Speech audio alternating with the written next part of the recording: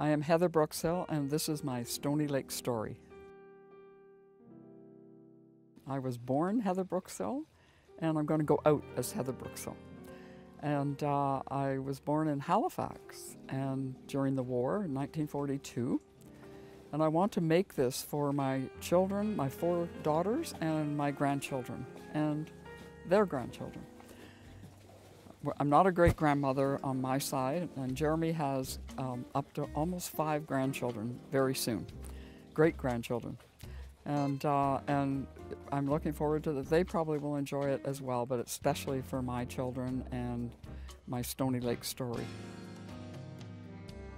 Stony is the most important summer place in my life for 75 years.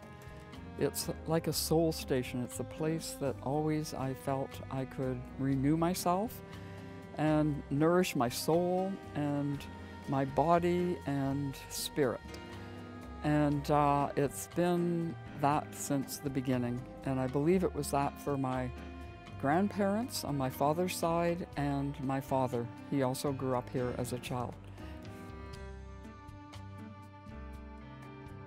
In 1919, my father had come here as a 10-year-old to Viamede and Mount Julian with his parents, my grandmother and my step-grandfather. And the next year, the island, grassy island opposite Juniper, was for sale, and they bought it with a friend in 1919, and that became the soul station for my father from then on until his death at 92. My grandmother loved it up here, and so did my grandfather. I never met my grandmother, but I feel like she's part of me because of her connection to the land and the water and the trees. She tried to stay up here from May 1st to November 1st every year. That was, as we all know, without electricity, with an outhouse, and by herself with my father when he could be there, which was generally he had to go to school. But most of the time he was smart enough that they allowed him to stay out of school, so he also spent many more months than most people during the summers when he was a teenager even. My grandfather also loved it. As I say, my grandmother died, her name was Harriet Bancroft Brookshill. And Harriet loved it, but she died of cancer on the island in 1941. I was born in 42, and my grandfather continued to come up. Eventually, he bought the other person out on the other end of the island. I don't remember them at all. And so he lived in that cottage. Is that a seagull? And so my summers up here were with the memories that my father used to talk about how much my grandmother loved it, and my step-grandfather, Grampy, my Grampy, who loved it just as much and lived in the cottage on the east end that my brother Robin and Virginia own now. On my father's side, Harriet Elizabeth Bancroft Brookshill married her. My biological grandfather on my father's side died when my dad was 2. My step-grandfather, yes, William McAllister Sim, was Scottish. And on my mother's side, her mom was, I called her Nini, but her name was, I've forgotten it, but Jean was one of the names. And my grandfather on my mother's side was James Mason, and I never met him. He died when my mom was 14. My mother's name was Helen Cooper Mason, and married my dad Brookshill. And my father is Frederick Bancroft Brookshill.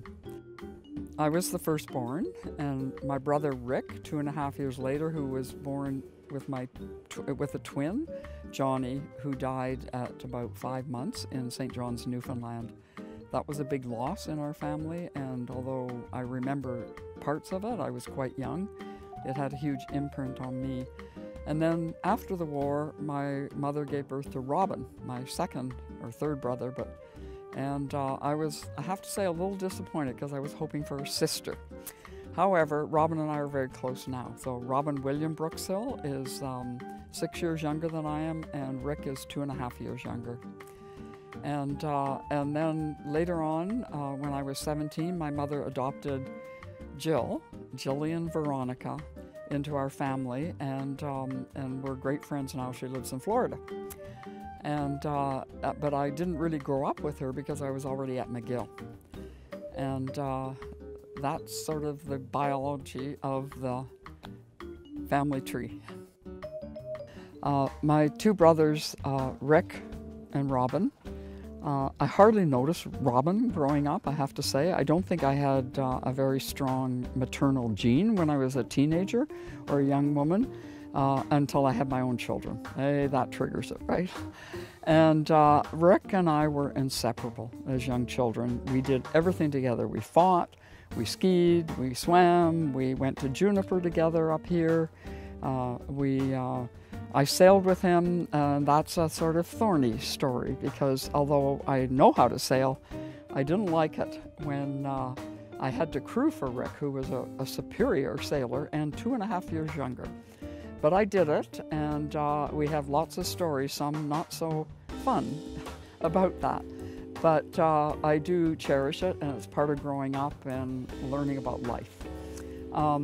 And Rick is still on the lake, and he's not well now, and with cancer, and I feel very sad about that. I'm so happy that he got up here to be part of Stoney's, as important to him as it is to me, and that we've been able to have some visits already, and looking forward to more. Robin, I didn't notice much until he was an adult. And I would say because they're on Grassy still, Robin and Virginia and their family and their children and Rick's children have all spent time here. And at Windhaven, Robin and Virginia, we visited them out west as well. And my sister Jill, who lived very nearby for a couple of years year-round, we spent Christmases together, and boy did we have fun in the winter together. And she and Gerald moved to Florida, and they were up this summer, so we had dinner in the gazebo, like always, and I hope that I'll see her when I come back here to visit. Not here, but on Stoney. So one of the important things and that I recognize throughout my whole life is coming here, that everything, time frames were longer, and it was a relief from the pressure of school and living in a city and so on. So there were long times in the hammocks, long swims, often with your aunt, Mackie, Susan, and from the time I can remember, around 8 years old, and long conversations and long friendships and long meals. So long is sort of the operative word in that it meant that there were not time limits on things, and that allowed for more pleasure, really. So I cherish that, and I have to say it's harder to achieve when we moved here year-round, because then it's a home and not a cottage. But we worked very hard to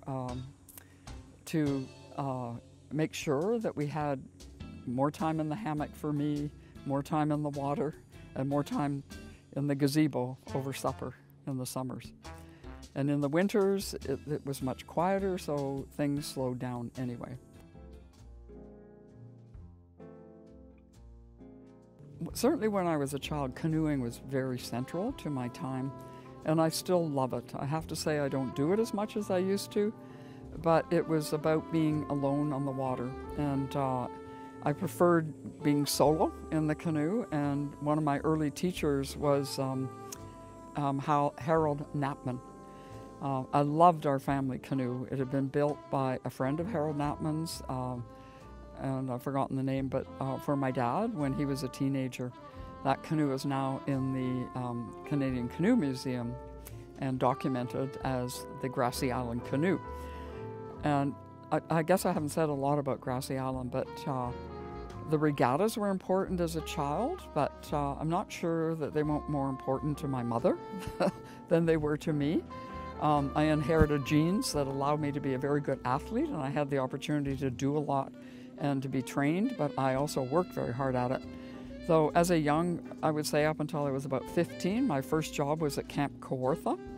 And my granddaughter, Katie, is working there this summer as a lifeguard and a counselor. So that kind of warms my heart that it spanned all those generations. And but I basically was not as competitive as I was led to believe. And more recently, theater and music became central to my life, I would say, from the time in my 30s. And I felt less competitive or less wanting to train to win. But I always loved being outdoors, so it wasn't just, and now since I've been here 22 years, that snowshoeing and cross country became my worship for outdoor activity, and still is.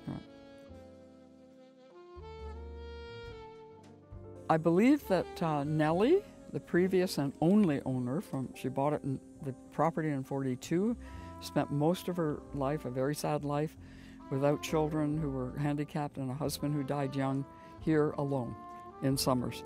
She called it Meshach. We never knew why, we never met her.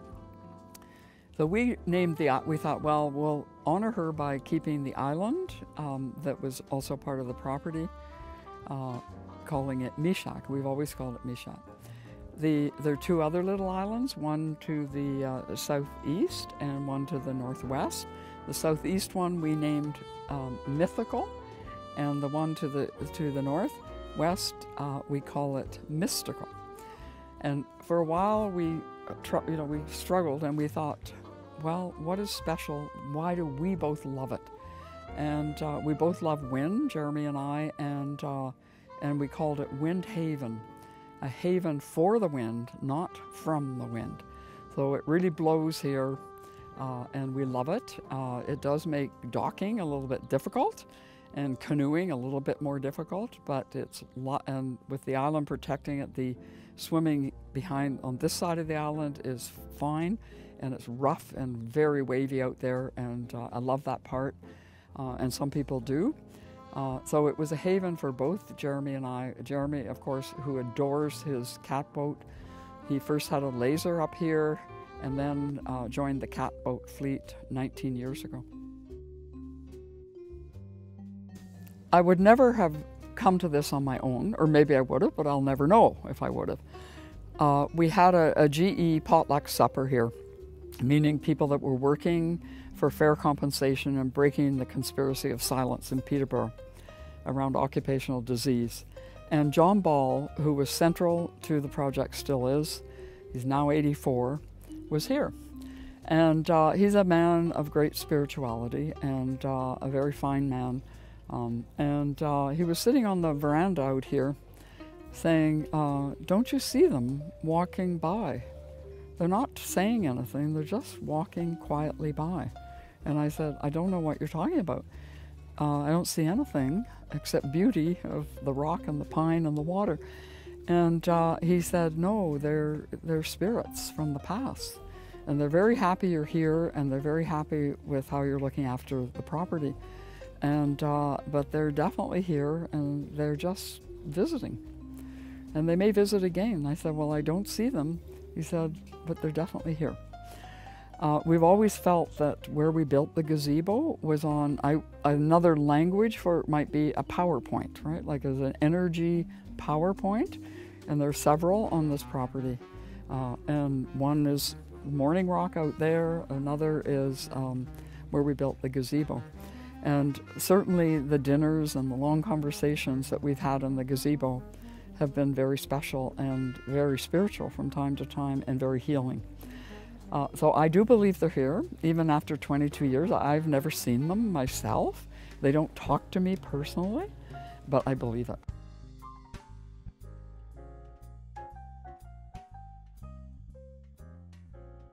So my first marriage was to Jim Cranius, Jim William Cranius, and he is a very fine man, the father of all four of my daughters, and I believe that I wasn't very grown up when I married. Some people at 22 are grown up, and some are not, and I was one of the ones who was not very grown up. I didn't know who I was, and I actually, as I learned I explored and learned who I was and what I was supposed to be doing in the world. One of the things I was to do was to have children and raise them in a good way. But there were other things that I was called to do. And so when I met Jeremy, it became very evident that he was my soulmate, and the values that we shared and our interdependence, not codependence, but interdependence, would allow us to pursue our work on the planet. And it's very different. I'm not a scientist like Jeremy Paul Carver, but we were married in 1983, and we've supported each other's work and in many different ways, and occasionally we've done projects together, starting with City School and then Friends of Fraser Wetlands, and certainly the Stéphane Dion period of my life. We shared that work together. And our next project in the future in Val David is to reforest our 3/4 of an acre, because it was cut down to build an auberge, and there's a big, huge empty space that we do not need for our log home, which we're building. And we knew in 1982 that we were when we saw the clear cuts in BC, that someday we had to take on the job of reforesting. Well, it's not going to be a clear cut in BC, but it will be 3/4 of an acre in Val David, on the side of the mountain where we will live. I really didn't even know this about myself when Jim and I bought Blackrock, but I realized that protecting what I loved and what I wanted to honor about the lake was important, that I better do something about it. So in the 70s, I initiated two. I was not really for the tennis courts, because I felt that would change the life on the lake, and that time limits, those nice lengthy times, and canceling things because of the weather would all change, and big boats so people could get to the tennis courts. Docking would change, all of that. But I didn't win that one, and it was very short-lived. There were the only people that understood what I was talking about were 3 teenagers, and they were the Banks children, who are now probably your age, I don't know. And I know they're still up here, and they still own, or one of them owns the island still. They were very near Juniper, but they understood what I was talking about. Nobody else seemed to understand that it was important to protect the environment and the water and the way people used it. So that was a very short-lived one. I don't remember what year it was, in the 70s. But then I thought, well, the speed limit, 4 people were killed on the lake one summer, and I thought we have to have a speed limit, and especially in the very dangerous spots. And that would be the channel, the Trent Severn Channel, going through Hell's Gate, right around the church. So from Big Island, from the Riders Cottage down through past the church. So I worked very hard to make that happen, and I was not successful. However, when I came back in '95, it was in place. And when I'm jumping ahead a bit, but from the 70s, but when I was able to get the speed limit around Juniper, which took 3 years of work with the federal government, the provincial government, 2 different townships, and the cottagers themselves, some of whom were opposed to it, the M&R person found the original document of the work I had done in the 70s and said, "Was this you when were you Heather Cranius?" I said, "Oh yeah, I was. I forgot. You still have that." So she was able to give me a copy of it, but she wasn't able to give the opposition to me. She could only give me what was my personal effort in it. But I still have that. So I know I'm not the one that finished the first one, but I believe it was an Anderson, also a Stony Lake family, who picked it up and got it implemented before '95. I don't know what year happened in the Hell's Gate Channel. And the other thing that I did was that because of the deaths on the lake, that I thought that there should be a safety, somebody designated on the ASLC directorship to be responsible for safety. So I was the first safety director, and we did demonstrations at the regatta, I don't know, for a couple of years in the 70s. I don't think that position exists anymore, but I have to say that the rules, the federal and the provincial rules are tighter, both the speed limits but also the safety equipment in a boat, right? Like nobody had any safety equipment in a boat in the 70s. And that was not me who did that, but the government did that.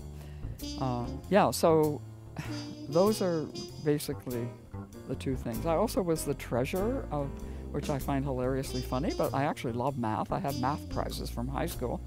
But I was the treasurer on the ASLC when John Bonnycastle, a family of the Bonnycastles who were very close to my family growing up, and John was the president. Now he was a CA, so I was in good hands if I needed any help, which I did.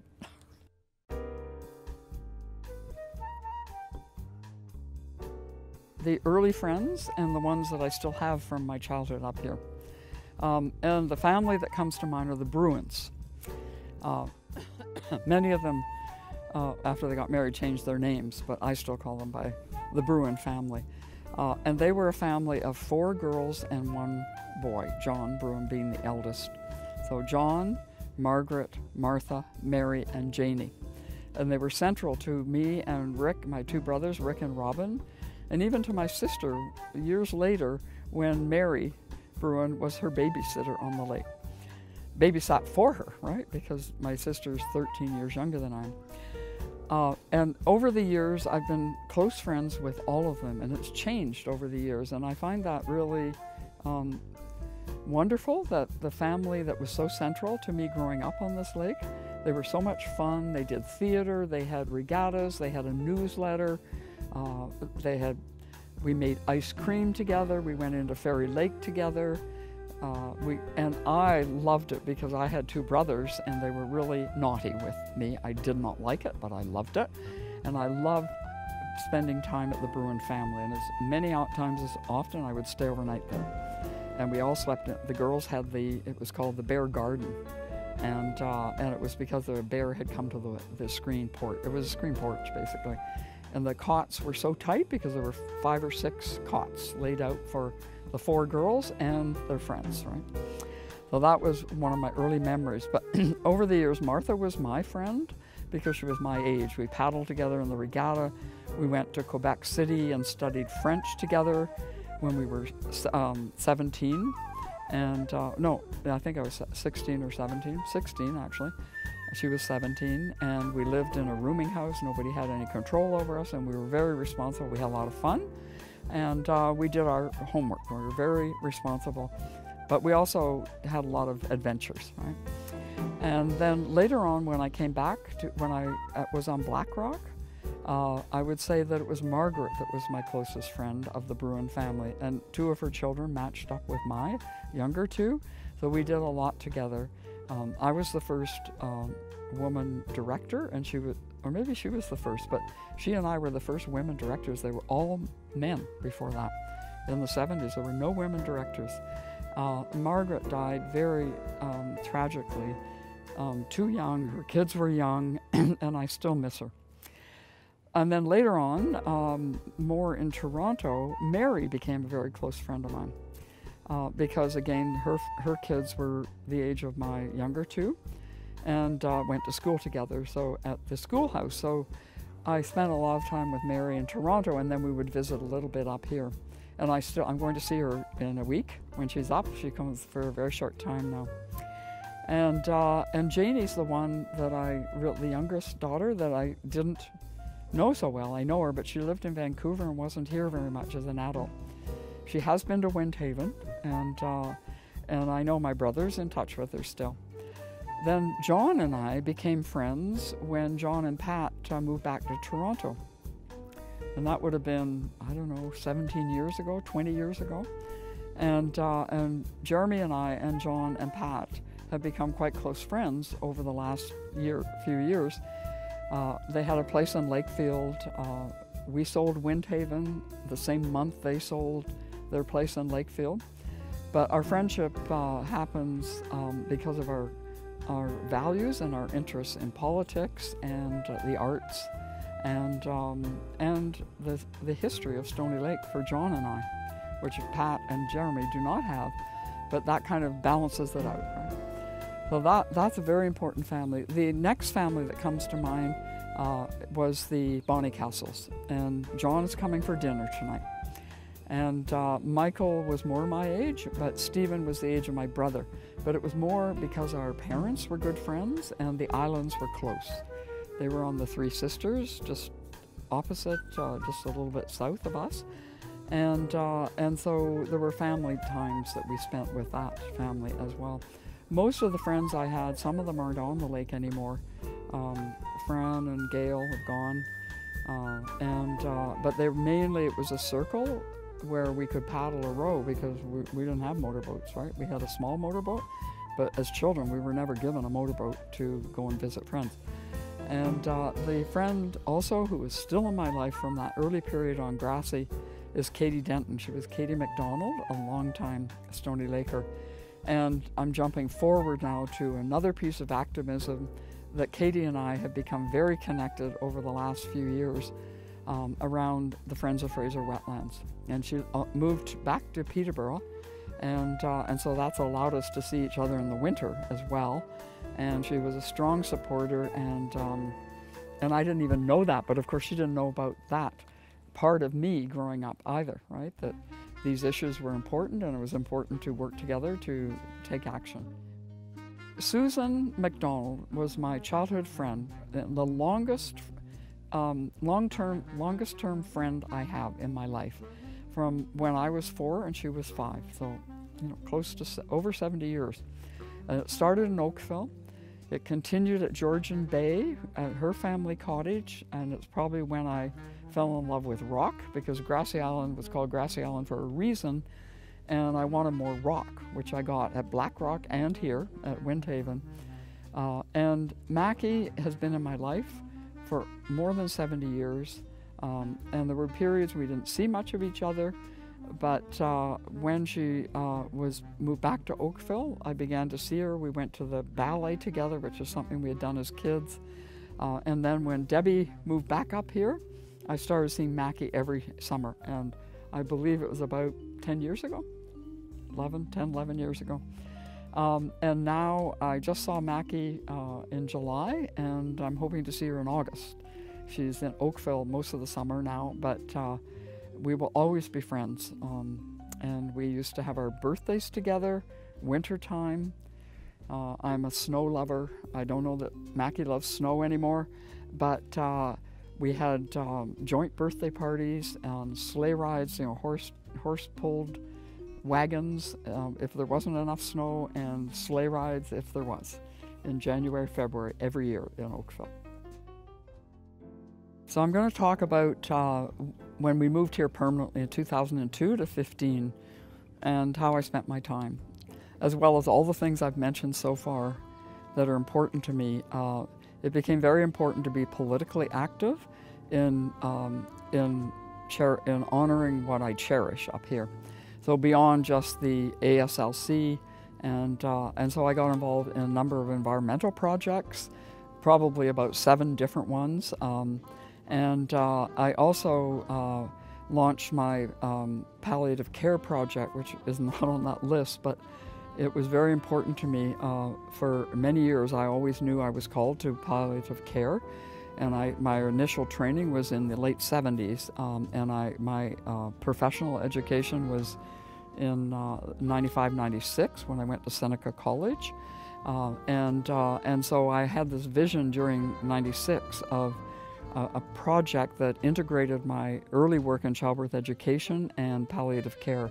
So when spirit is coming and going at birth, and spirit is going and coming, or coming and going at death. It's all on your interpretation, but that is what the body is embodied with spirit at both ends, birth and death. So I called that project Equinox. And we owned the marsh for a number of years with 2 artists, Judith and Joseph. And Judith and Joseph were artists. They lived there, and I knew that art and gardening, which Judith was a great gardener, would be very important to healing for people that would come to this project that I launched. So it wasn't a very long period of my life, but it was a very important one. from 2002, although I think the first workshop was in '99 that I did there for professionals working in healing, the healing arts. And then from 2000, just for about 4 years, I had seminars and bereavement workshops and support groups and one-on-one counseling and support that I did and in the Equinox Project at the Marsh. And it was very important, and actually the GE project that I want to say more about came out of that, because I realized when I first heard about in 1995 about the level of the burden of death in the city of Peterborough because of so many people having worked at GE and died of occupational disease from the 3,000 toxins in the workplace. This is a historical story. It's not about now. It's about the period 45 to 2000, but cancer takes a long time to develop. But many died of heart disease, heart and stroke, caused by the same chemicals. So I realized that I wanted to merge my political work and my activism with my palliative care, and so I became involved, and I stopped doing work at Equinox. But I came to it through the awareness of how something had to be done, and there was this conspiracy of silence in Peterborough that people didn't talk about it. They still don't talk much about it until we broke that silence this year, or it was December 2016, when Sarah did the Star articles, and that just broke the story open across the province. I'll just go on a little bit, but I continue that work, and even when we move to Val David in Quebec, I am going to work very hard on that project until at least December, because we have a provincial election in Ontario, and if it can't happen, if we can't get compensation through entitlement for them, presumptive entitlement for this cohort of GE, probably around 350 people, then it wouldn't happen until after the next election. So there's a timeline on that one. And I have two friends that I will miss very much from that project, Kathy and Marianne Burton, Kathy Jacob Harris, that we have worked together as the steering committee with workers on the steering committee for more than 10 years together. So I had a lot of time. We had lots of grandchildren. Jeremy's came first here at Windhaven from 2002 on, and they were little. They swam here. They saw their first snakes and the deer eating my garden, and they loved it. And I ran kids camp for Jeremy's grandchildren, and then I ran it for my grandchildren for maybe 4 or 5 years each, right, in 2 different segments. And Juliana, my oldest granddaughter, was my assistant, because on the one with the Black Rock crew, because she was a little bit older and she was very good, and I needed to help her, right? And the other, they also learned about First Nations, because I was beginning to be involved with Curve Lake, and through Trent University first, and through my friend Paula Goodfellow Meyer, who lives in Lakefield. We're still friends. And she introduced me to a lot of the Curve Lake people who were active, either teaching at Trent University or were elders at on the reserve at Curve.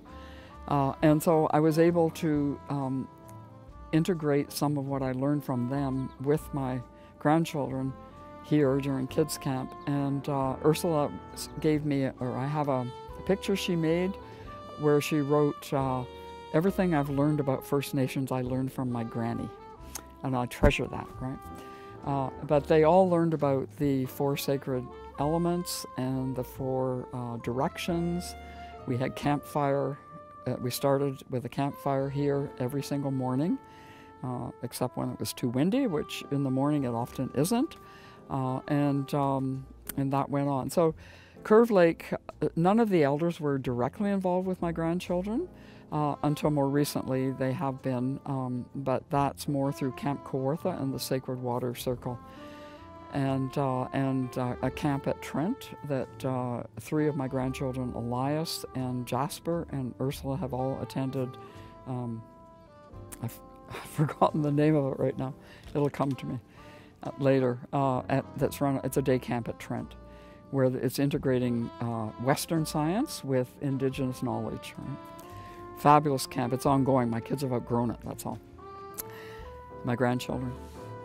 So the Curve Lake elders have all been here and have been here for many meals in both winter, and the chief was here on Sunday night for dinner because we became very involved together, working in parallel but trying to save the Friends of Fraser wetlands. And so Dorothy Taylor and Doug Williams, the elders most frequently here, and Ann Taylor, who's the archivist, those are the main ones that have come here several times. And a lot of it was around Friends of Fraser wetlands, but we became friends. So that's sort of the Curve Lake piece, but I also was involved with federal politics from 06 through 11, and worked on Stéphane Dion's vision for our country, and therefore got involved locally with the local Liberals, and I was the president of the Liberal Association for HKLB, Haliburton, Kawartha Lakes Brock, which this property and all the North Shore is part of that riding. We're not part of Peterborough. We will be in the next Fed election, but and were in the previous one. But in the 08 and 11 election, we were still part of HKLB. And so I spent a lot of time in the riding. It's very beautiful. I always thought Stony Lake was the only beautiful part of HKLB, but there's a diversity of good farmland around Lindsay, and then north up into Haliburton. It's very beautiful. It looks different, but it's beautiful wilderness as well. And I loved that work, and it ended after the 11 election. So it was just a block period. But Stéphane Dion's vision for our country, with the poverty reduction strategy that he had in place for on his platform, and the Green Shift, which now we're seeing being implemented across our country in provincial legislation and federal. So, I don't regret those years. We didn't implement it at that time, but it's happening now for sure. And then there were the other projects I was involved with were all important to me, but they were more short-lived. And I would say it was HKLB, the Friends of Fraser Wetlands, and the GE project were the main ones.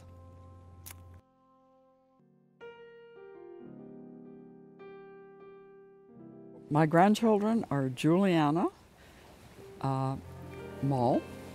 She's 19 and a half. Katie, her sister, is 16 and a half. Jasper is also 16 and a half. And Ursula is 15 and a half. And Elias is about 12 and a quarter. So I have those five grandchildren, and I do have messages for them. I don't recall I might not know whether my mom gave messages to my children, her grandchildren, but I believe she did. So I do have a message for all of my five, and it's a general one, and it goes like this, that I hope for them that they will cherish their life on the earth, and that they will find something they like to do, and that they like to do it, and that somebody else didn't tell them that they should do it. I hope it's something that they choose that's the most important thing to them, and that they follow their heart, and that they always will honor the environment and people, and do the best they can with their gifts. They're all different. Each one has different gifts. That they discover what their gifts are, and that they use those gifts to honor other people and the earth. I have messages for my children, and this might make me cry. I love them so much. My 4 daughters, they're so different, and I feel very blessed to have had 4 healthy, wonderful young women who aren't so young now. And I love the way they live their lives and how they choose what's important to them and pursue it. And I'm very grateful. I'm grateful for the way they chose to parent, and which is very different than I did. It's a different generation. I realize the challenges are huge compared to what